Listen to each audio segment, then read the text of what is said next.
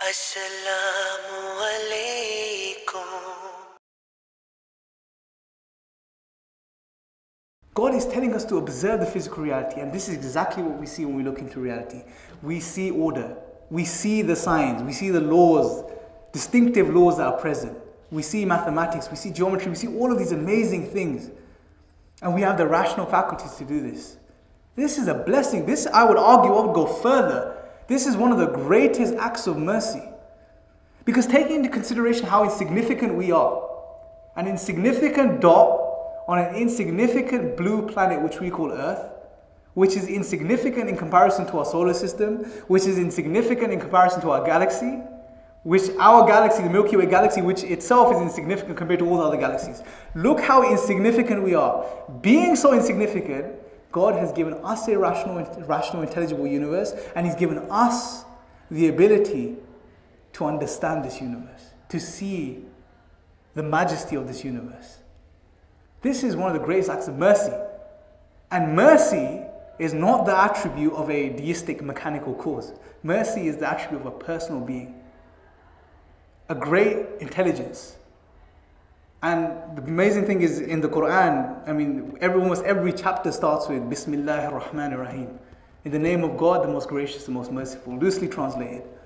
We have an entire chapter which is called Surah Rahman. And continuously God repetitively asks the question, which of the favors of your Lord will you deny? Think about this, basic reasoning. This is one of the greatest favors.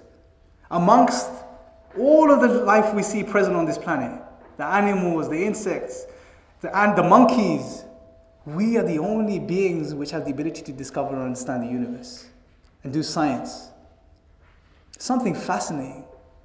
And I would argue, not only is God the best explanation for the intelligibility of the universe and our rational state, our ability to reason and high-level thought, but Islam has the best inference to this reality. Now, I mean, these realities don't end. I'll just quickly share another amazing reality, which is the reality of information. Now, information is something fascinating as well, because we live in a world which is full of information, right? But information itself is something which is immaterial. It has no material substance. It has material carriers, but it has itself no material substance. For example, I'm communicating information to you right now, right? But there is no physical transfer from me to you. You can take this information and go and communicate it to someone else. Again, there won't be any physical transfer. So you've given them information, being the material carrier, but you haven't given them something physical. So it raises another question, which is first, where'd you get information from? This entity we call information. Not only this, if we push this a little further, we think about this. See, let's take something basic, like a basic form of information. As we can see the title there, the God question, right? Basic sentence comprised of about 3 words. Yeah, about 10 to 15 letters, right? Now, when we look at this, we know that there is, obviously, it's via a computer program, you've been able to type up these letters, but this physical reality we see here contains something non-material, immaterial, which is information. If we can perceive this information, we could read the sentence. Now, if you guys were to walk in, and I said to you that this somehow typed itself up at random by chance, how many of you would believe me? No one. Because you know, as soon as you see that, as basic as this is, as basic of an arrangement this is, although it's specified, it spells a particular, it's not just random letters, it's specified information, as basic as it is, you would infer an intelligence. Straight away. And again, basic reasoning, functional reasoning. Yes, you're right. There was someone who typed that up. Archaeologists, when he goes into caves, and they go into caves and they look at cave drawings, they can see something far more simpler than this, trivial than this, something just as less as 4 lines and a couple of dots. And they would infer intelligence. But the amazing or the ironical thing is that when we go into or look into the human genome, which is the DNA, it is comprised of anywhere between 2.8 to 3.5 billion base pairs, consisting of a chemical alphabet A, T, C, and G. Precisely sequenced, not random sequencing, precisely sequenced to carry out a particular function, which is obviously the creation of proteins and so on.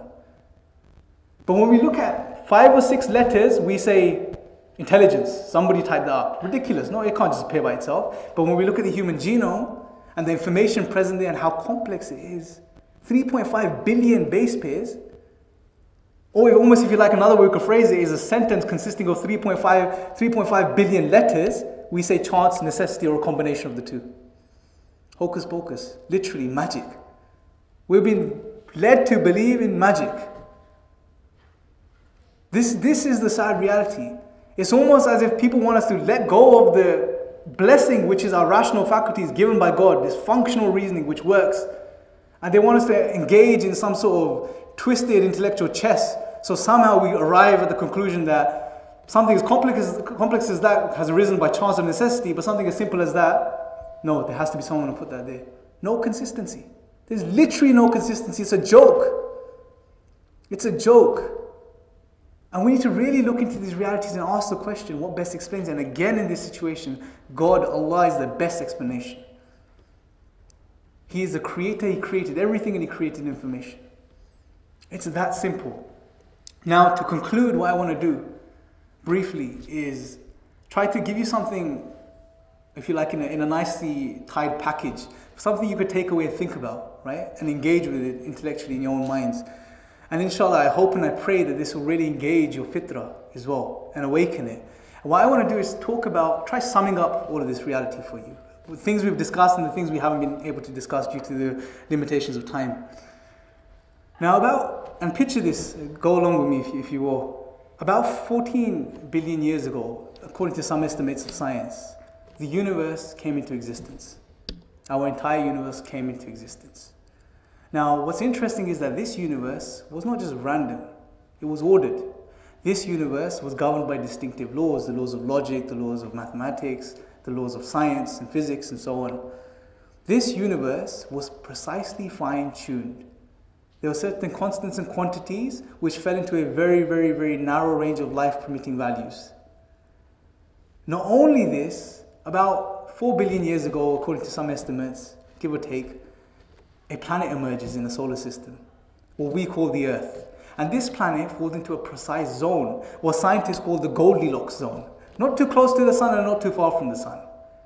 We see the results of that with the other planets in our solar system. Any closer, you see what happens. Any further away, you see what happens. This planet, not only does it emerge in this precise space, it also has a precise atmosphere. This planet also has a precise sized moon. On this planet, about, 3.5 billion years, and I'm just throwing out numbers now, but on this planet, around that time, life emerges. Somehow. Life emerges. This life contains information. Not only this, somehow, a little while later, human beings emerge. And these human beings have the ability to understand this universe, to understand the intelligibility of the universe, to ponder over the fine-tuning of this universe. These human beings are not only rational, they're alive. They have intelligence. They're moral beings. They're conscious beings. If you want to claim all of this, everything is a result of blind, random, physical, dead processes, just molecules colliding into each other, then go ahead. Go ahead and do that. But realize that you're not fooling anybody except yourself. And I urge you and I leave you with this, really awaken your fitrah, awaken your intellects, look into reality, read the Quran, because when you read it, the Quran is a book that really gets you to think. Continuously, God asks you to think and to ponder and look into creation. Use basic reasoning, functional reasoning which works. And inshallah, I pray, may God awaken all of our fitrah and lead us to the truth. I thank you for listening.